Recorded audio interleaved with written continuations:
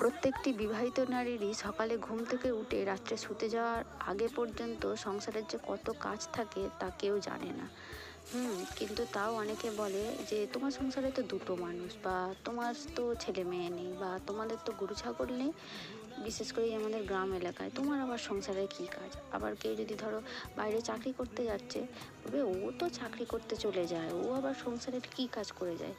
না, আমরা তো সব মানে লোকে দেখতে যাই, সেই সংসারের কাজ করে যায় না না যায় সেটা শুধু লোকে দেখতে যায়। মানুষের কি মানে কুট কাচালি ছাড়া আর কোনো কাজ ধাম নেই। এই যে সারাদিনে আমি পড়িয়ে টিয়ে উঠে যে মানে কি আমার হয় এই সময়টা 9টা থেকে এই 2টো পর্যন্ত, মানে আমি হাতা মাথা পাই না। দেখো, রান্না বান্না করতে করতে ঘাম ঝরে যাচ্ছে এই গরমের মধ্যে, তাও চিকেন খাবেই, মানে চিকেন ছাড়া চলবে না। শুধু তো চিকেন করা যাবে না, তার জন্য আবার একটু ডাঁটার তরকারি করলাম মাছের মাথা দিয়ে। তার মাঝেই এক ফাঁকে এক গাদা বাসন ছিল, মেজে আনলাম, মাজলাম সেগুলো। তারপরে যখন দেখছি যে সবজির খোসাগুলো ফেলতে গেছি, এত দুপুরে রোদে কেউ একটা রাস্তার মধ্যে নেই।